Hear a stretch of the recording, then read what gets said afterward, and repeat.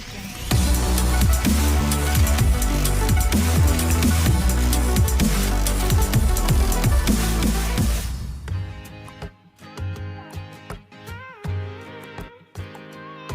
Assalamualaikum warahmatullahi wabarakatuh. Bagaimana kabarnya anak-anak? Semoga senantiasa dalam keadaan sehat dan lindungan Allah Subhanahu wa Ta'ala. Alhamdulillah, hari ini kita masih diberi kesempatan untuk belajar walaupun masih dalam suasana pandemi COVID-19, sehingga kita harus masih belajar dalam suasana daring. Baik, sebelum kita memulai pembelajaran pada hari ini, marilah kita berdoa. Semoga apa yang akan kita pelajari dan yang kita dapatkan nanti bisa menjadi ilmu yang bermanfaat dan membawa keberkahan dalam hidup kita. Oke? Berdoa dipersilahkan. Berdoa selesai. Oh ya, jangan lupa buat kehadiran pada pertemuan hari ini. Ibu telah memberikan link absensi pada kolom deskripsi ya. Oke? Halo anak-anak, sudah siapkah untuk mengikuti pembelajaran pada hari ini? Ayo, kalau belum siap, dipersilahkan untuk menyiapkan terlebih dahulu. Oke? Kalau masih belum siap, kalau ibu bilang semangat pagi, kalian jawab pagi, pagi, saranghe. Oke?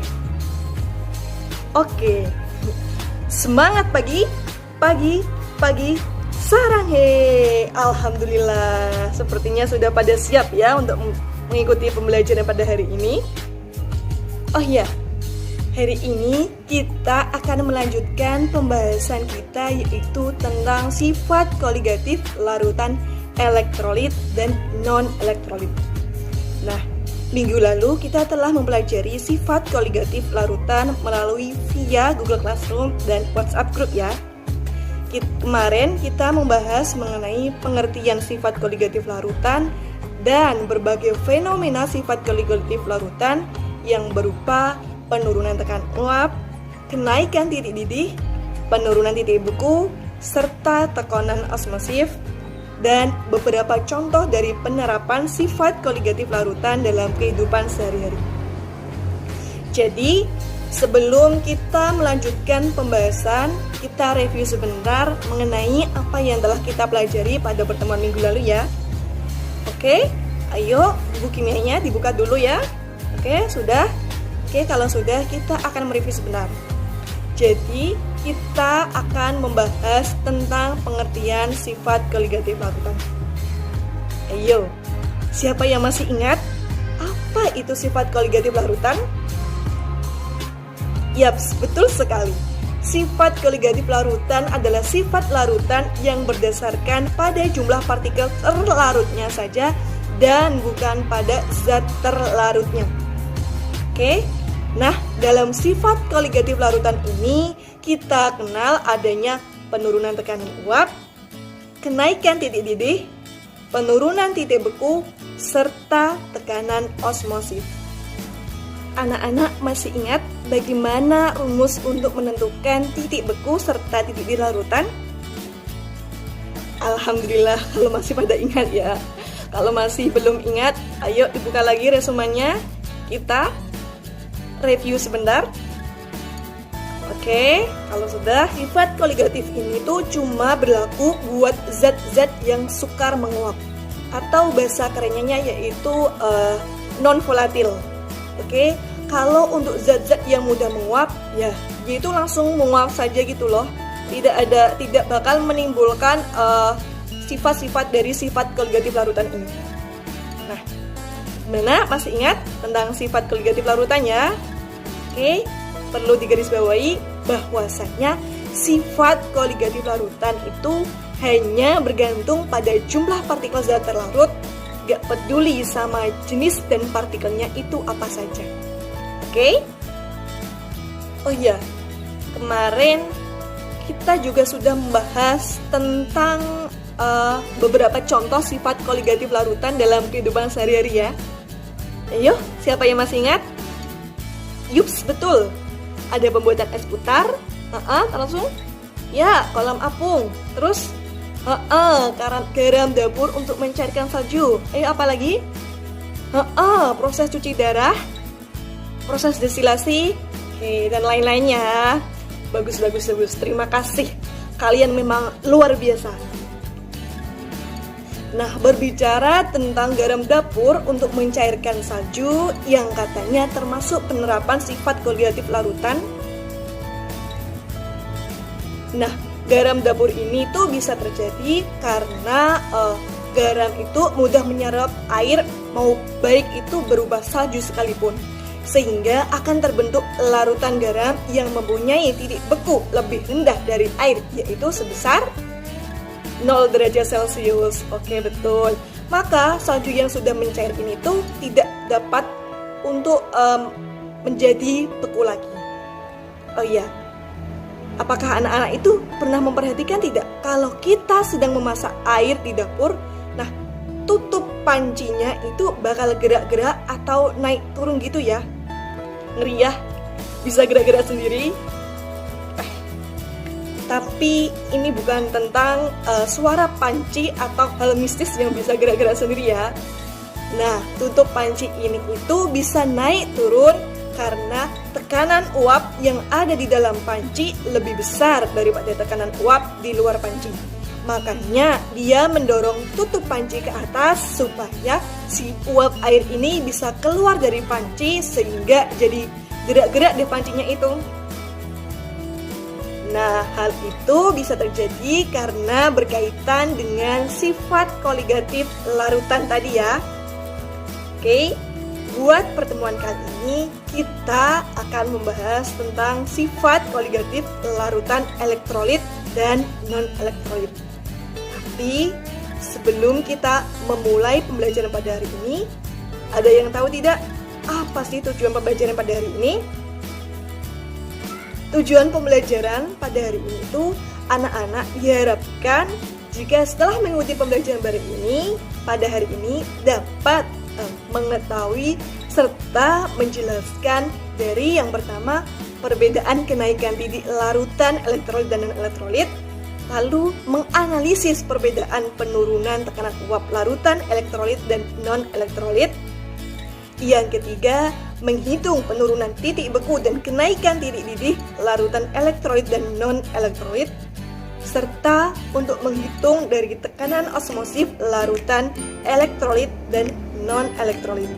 Yang pertama, pembahasan pada pertemuan kali ini yaitu sifat koligatif larutan elektrolit dan non-elektrolit. Nah, perbedaan sifat koligatif larutan elektrolit dan non-elektrolit. Yang pertama, pada konsentrasi yang sama, sifat koligatif larutan elektrolit itu lebih tinggi daripada larutan non-elektrolit. Hal ini bisa terjadi akibat terjadinya ionisasi pada larutan elektrolit yang menyebabkan jumlah partikel dalam larutan itu menjadi lebih banyak.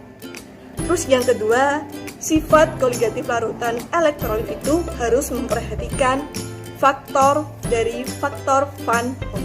Nah, misalkan seperti gambar di samping ada kristal natrium klorida. Nah, misalkan itu di sini zat yang akan dilarutkan adalah kristal natrium klorida padatan NaCl. Saat akan dilarutkan dalam air, maka NaCl ini tuh sudah tidak dalam bentuk NaCl lagi, tetapi sudah bentuk NaCl gabungan di dalam air, sehingga dia itu akan terionisasi di dalam air. Nah, yang warna hijau ini tadi itu merupakan simbol dari klorin atau ion Cl-. Kemudian yang warna biru ini tadi itu menunjukkan ion Na+. Artinya di sini bahwa pada saat dia dilarutkan ke dalam air terjadi proses ionisasi, yaitu saat NaCl yang larutan elektrolit tadi dilarutkan ke dalam air sehingga terurai menjadi NaCl menjadi Na+ ditambah Cl-. Jadi di sini itu akan terurai menjadi zat terlarut yang lebih banyak.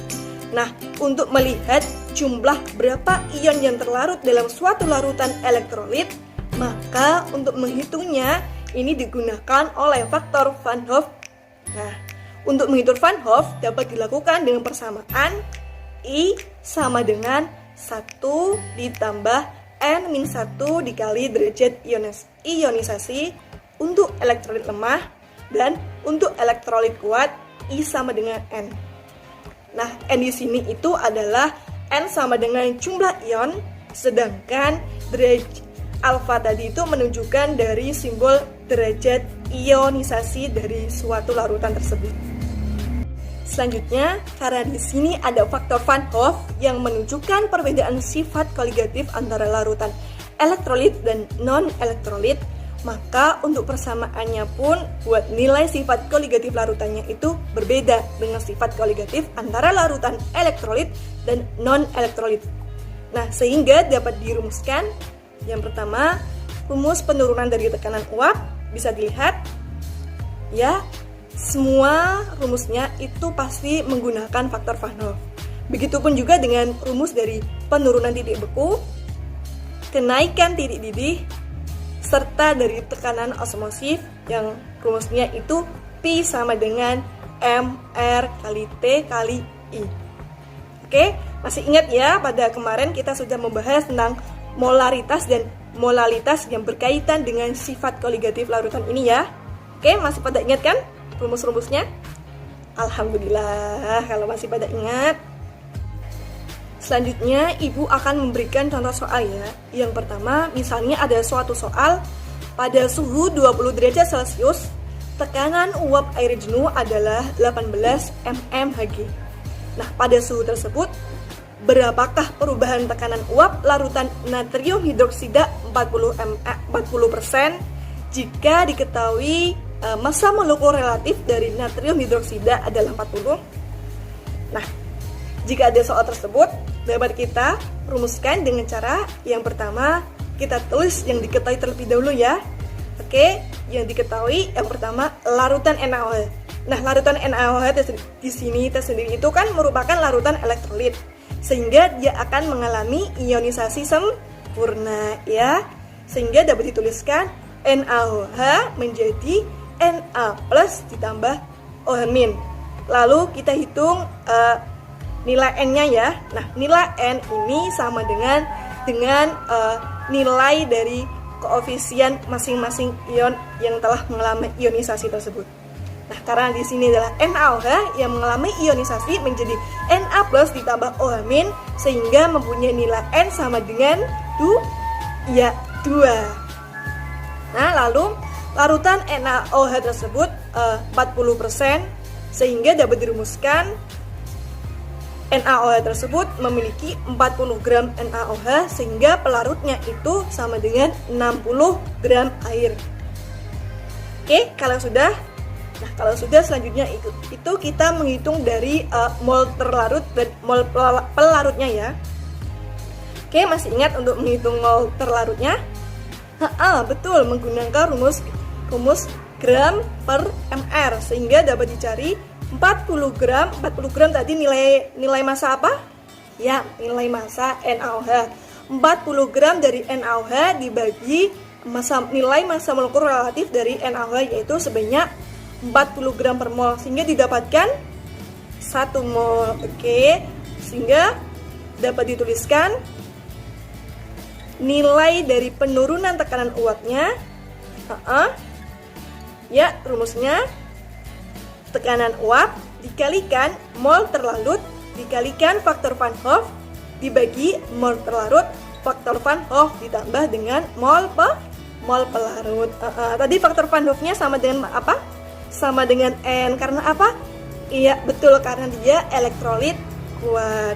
Sehingga dapat kita cari betul, sehingga nilai yang kita dapat adalah nilai penurunan tekanan uapnya, yaitu sebesar 6,79 mmHg. Hebat sekali ya anak-anak ini, alhamdulillah, luar biasa. Oke, selanjutnya ini adalah buat contoh soal yang keduanya ya anak-anak. Tolong dipahami lagi. Oke, alhamdulillah sudah mencoba mengerti. Dan nah, Buat contoh soal yang ketiga ini konsepnya agak sedikit berbeda ya, karena si elektrolit kuat ini tuh mengalami ionisasinya itu tidak sempurna. Oke? Bagus. Tadi adalah beberapa contoh soal dari sifat koligatif larutan elektrolit dan non-elektrolit. Bagaimana? Anak-anak sudah pada pahamkah? Oke, kalau belum silahkan nanti kita diskusi lagi ya. Apakah masih ada yang mau dipertanyakan lagi? Silahkan, bebas. Nanti kalau ada yang ingin dipertanyakan, nanti pertanyaannya di list di grup WA ya. Nah, selanjutnya Ibu akan memberikan surprise kepada kalian melalui Google Classroom. Oke? Nah, surprise tersebut berupa kegiatan individu dan kelompok serta post-test. Nah, tadi Ibu pun sudah membagi anggota dari masing-masing kelompok ya. Oh ya, buat kegiatan individu, Ibu memberikan kebebasan kepada kalian untuk mencari informasi dari berbagai sumber. Entah itu dari YouTube, Google, maupun buku cetak yang kalian punya. Nah, selanjutnya buat tugas tersebut, Ibu memberikan waktu kalian pengerjaannya sampai nanti malam ya deadline-nya. Oke. Nah, setelah itu tuh kemudian anak-anak dapat memfoto hasil pekerjaannya lalu di-up ke Google Classroom juga ya. Oke, ada lagi yang mau dipertanyakan? Nah, untuk kerja kelompoknya, anak-anak dapat langsung mengerjakan sambil memahami video yang Ibu telah bagikan di file tersebut ya. Oke.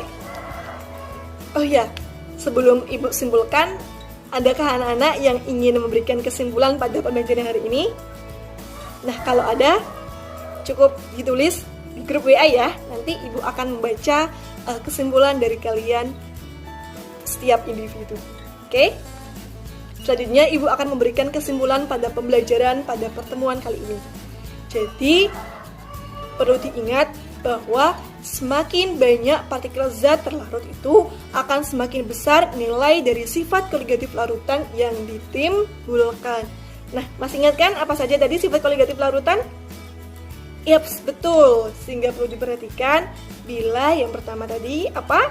Larutan-larutan yang berkonsentrasi sama. Terus yang kedua, larutan yang berkonsentrasi tidak sama. Nah, larutan tersebut itu akan memiliki harga yang berbeda. Nah, harga tersebut tuh nilainya akan memiliki nilai yang paling besar jika dari sifat koligatif ini tuh mempunyai nilai N yang besar pun. Oke?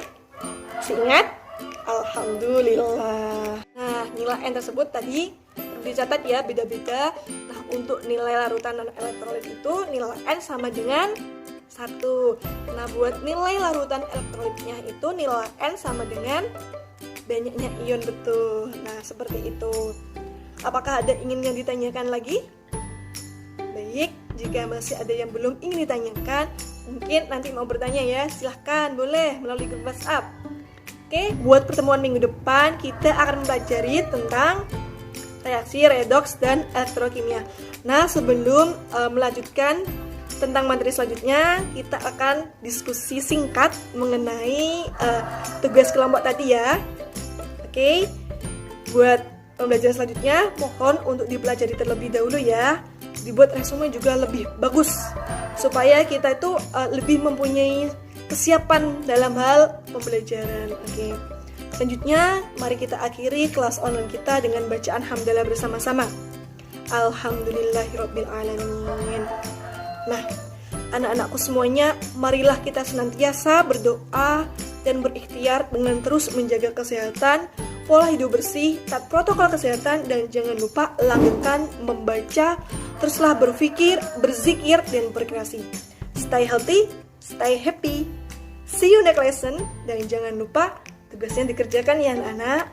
Oke, akhirul kalam. Wassalamualaikum warahmatullahi wabarakatuh. Bye-bye.